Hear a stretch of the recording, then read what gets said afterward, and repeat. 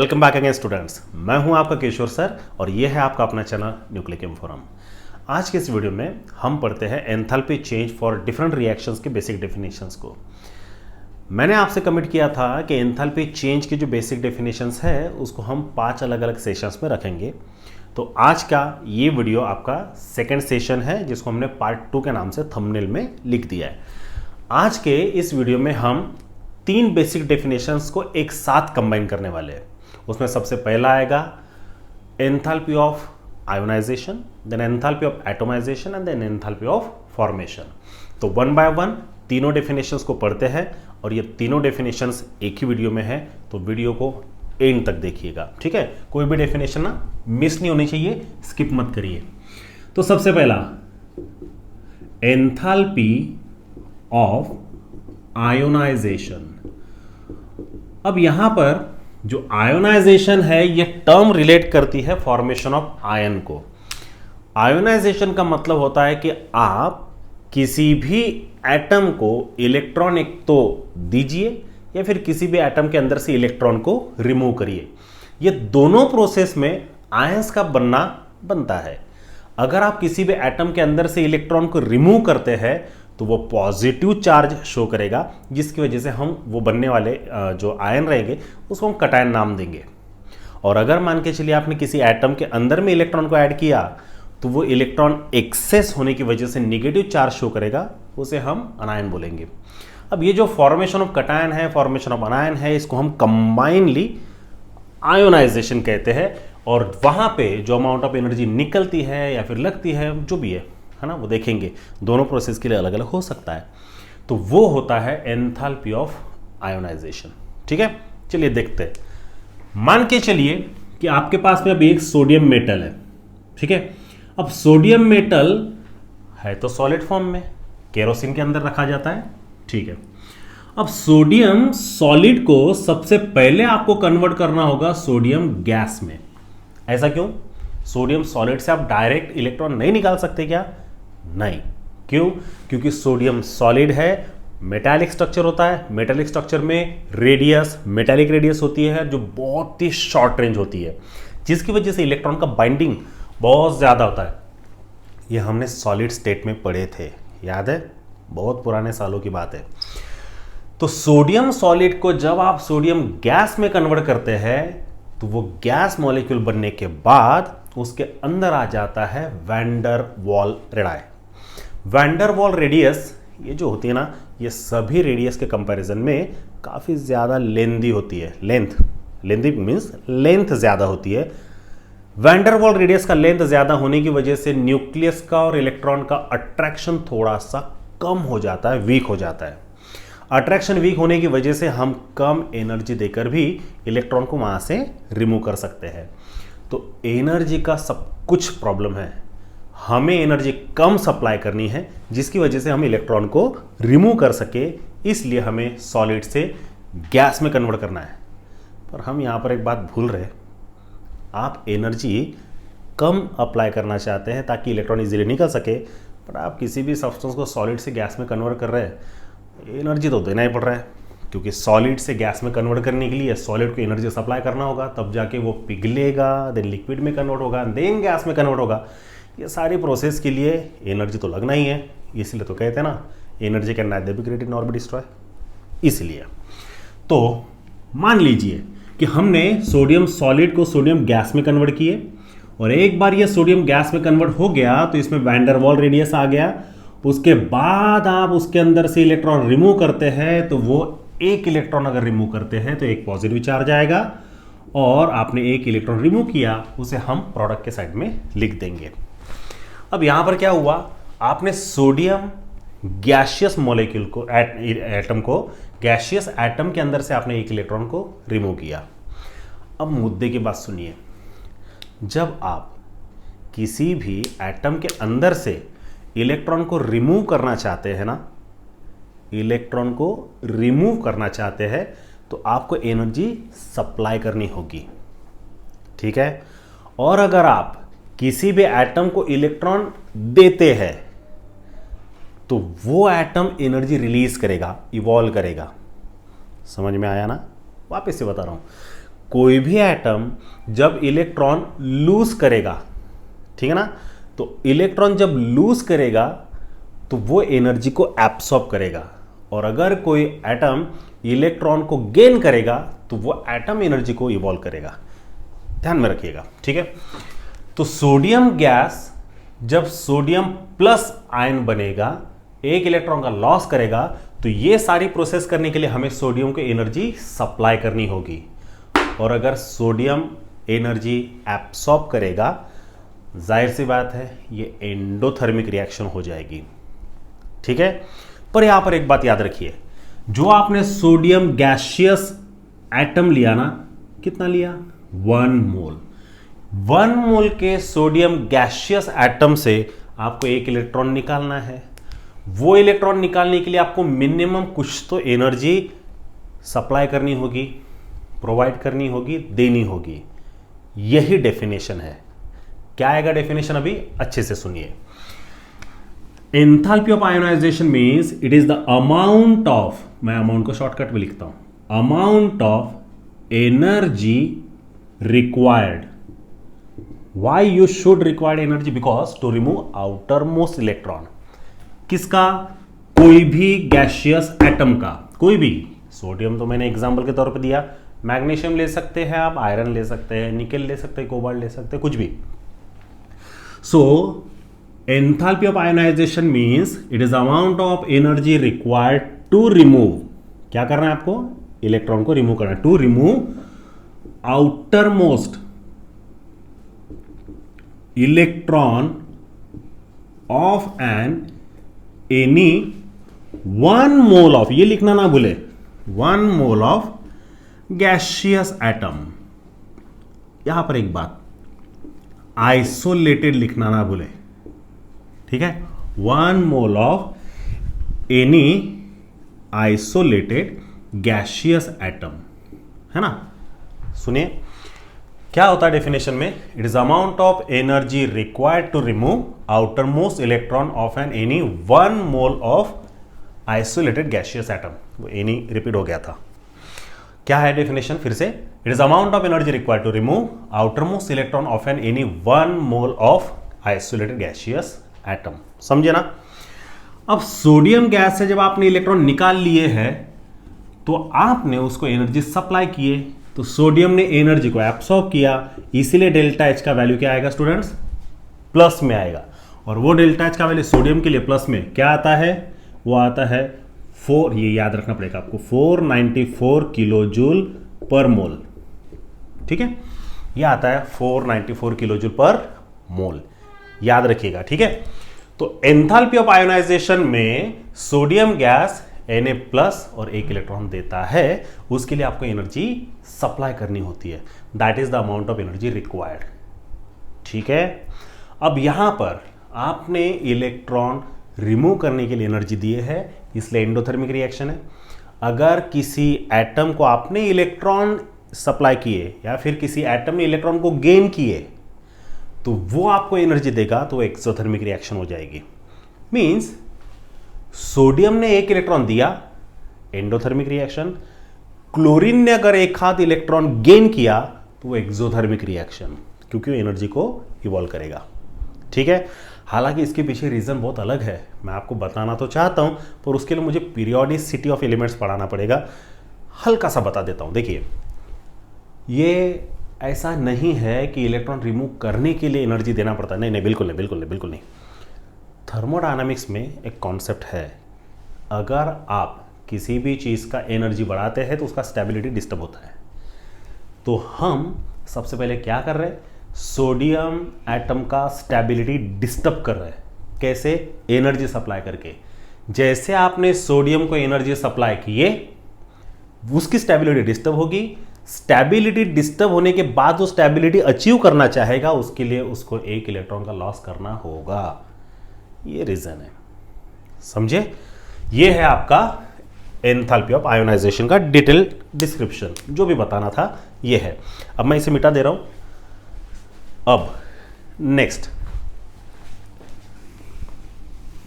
आप इसे लिखते जाइए, क्योंकि इतना समय नहीं होता है कि मैं रुकूं, इसके बाद में आप लिखेंगे। तो नेक्स्ट डेफिनेशन पढ़ते हैं हम, एंथैल्पी ऑफ एटोमाइजेशन। ठीक है, अब एटोमाइजेशन को हम बोल तो सकते हैं डिसोसिएशन, बट बोलना नहीं है। क्यों नहीं बोलना है, थोड़ी देर में बताऊंगा। एटोमाइजेशन का मतलब, जैसे आयोनाइजेशन का मतलब फॉर्मेशन ऑफ आयन होता है, वैसे एटोमाइजेशन का मतलब होगा फॉर्मेशन ऑफ एटम। जाहिर सी बात है, बट एटम तो हम तैयार नहीं कर सकते। हम किसी भी एलिमेंट को, सॉरी मॉलिक्यूल को या फिर सब्सटेंस को ब्रेक करके एटम्स में कन्वर्ट कर सकते हैं ना। हम एटम को क्रिएट नहीं कर सकते, डिस्ट्रॉय नहीं कर सकते, वो एक प्रकार का मास है, हम वो तो कर नहीं सकते। बट हम किसी मॉलिक्यूल को ब्रेक डाउन तो कर सकते हैं ना, लाइक क्लोरीन मॉलिक्यूल हुआ, मीथेन हुआ, वाटर मॉलिक्यूल हुआ। ये मॉलिक्यूल को या फिर वो सब्सटेंसेस को आपको ब्रेक डाउन करना है। ब्रेक डाउन करने के बाद में एटम्स सेपरेट होंगे। अगेन इस सारी प्रोसेस में एनर्जी आपको सप्लाई करनी होगी, क्योंकि अल्टीमेटली आप क्या कर रहे हो, सब्सटेंसेस या फिर मॉलिक्यूल के अंदर के बॉन्ड को ब्रेक कर रहे हैं आप। वो ब्रेकिंग के लिए एनर्जी तो लगेगी। इसका मतलब ये कौन सी प्रोसेस हुई, एंडोथर्मिक। समझ में आया? चलिए देखते हैं। मान के चलिए आपके पास में मैंने क्लोरीन मॉलिक्यूल दे दिया, अगेन गैसियस, ठीक है।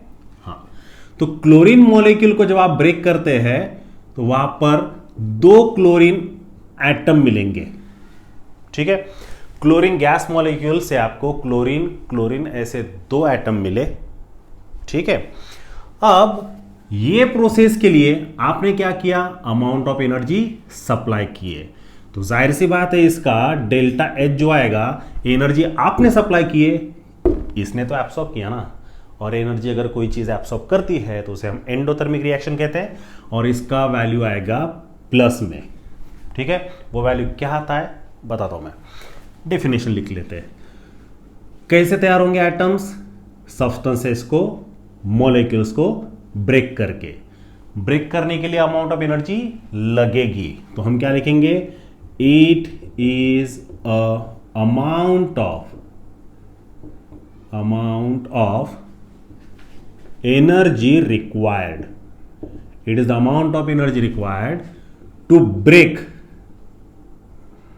a 1 mole of any gaseous molecule और सब्सटेंस। देखिए बहुत आसान है वैसे देखा जाए तो, कॉन्सेप्ट समझिए फिर सब आसान लगेगा। क्या है definition students, it is amount of energy required to break 1 mole of any gaseous molecule और सब्सटेंसेस। यहां पर आप एक वर्ड और इस्तेमाल कर सकते हैं, it is amount of energy required to break की जगह टू डिसोसिएट। डिसोसिएट का मतलब भी ब्रेक डाउन ही होता है, सेम ही है। It is amount of energy required to dissociate 1 mole of any gaseous molecule और सब्सटेंसेस इनटू इट्स, ये वर्ड इस्तेमाल करिएगा, कंस्टिट्यूएंट एटम्स। ये वर्ड इस्तेमाल करिए, क्योंकि आपने क्लोरीन गैस को ब्रेक किए तो सोडियम नहीं मिलेगा ना, क्लोरीन गैस को ब्रेक किए तो क्लोरीन के एटम मिलेंगे, मीथेन गैस को ब्रेक किए तो कार्बन और हाइड्रोजन मिलेगा, H2 को ब्रेक करेंगे तो हाइड्रोजन ऑक्सीजन एटम मिलेगा।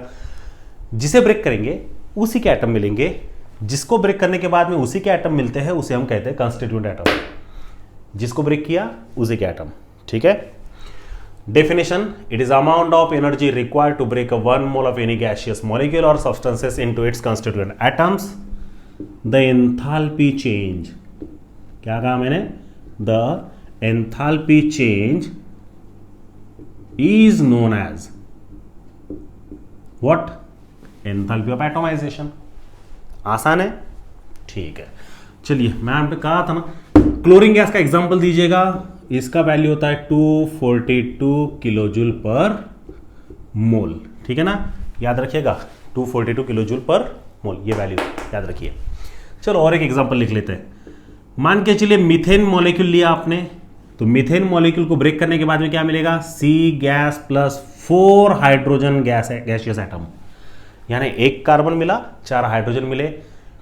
ये ब्रेक करने के बाद इसका जो डेल्टा एच है वो भी प्लस में रहेगा, और उसका वैल्यू कितना रहता है 1660 किलो जूल पर मोल, और ये सभी वैल्यूज आपको याद रखनी होगी। आप इसके लिए कोई एक्सक्यूजेस नहीं दे सकते, इतना तो पढ़ना बनता है, ठीक है। ऑब्जेक्टिव भी आ सकता है, पर वो एंट्रेंस एग्जाम में, स्टेट बोर्ड में आने के चांसेस बहुत ही कम है ना, जाने दीजिए फिर। तो इसे लिख लीजिए आप। उसके बाद में हम पढ़ते हैं नेक्स्ट डेफिनेशन, जो हमारा थर्ड रहेगा। बट उसके पहले मैं आपको एक बता दूं, मैंने आपको कहा था एंथैल्पी ऑफ एटमाइजेशन की जगह हमें एंथैल्पी ऑफ डिसोसिएशन बोल सकते हैं, बट नहीं बोलना है। क्यों?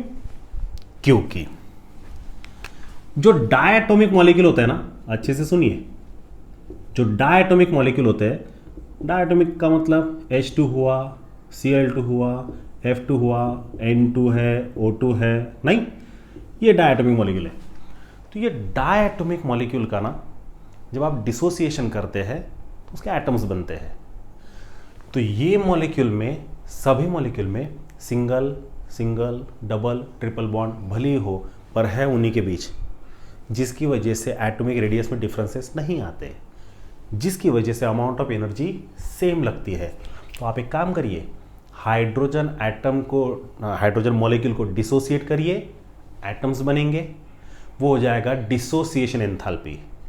या फिर हाइड्रोजन एटम को कंबाइन करिए तो हाइड्रोजन मॉलिक्यूल मिलेगा, वो हो जाएगा आपका फॉर्मेशन एंथैल्पी। तो डिसोसिएशन, फॉर्मेशन डायटोमिक मॉलिक्यूल के लिए सेम रहेगा।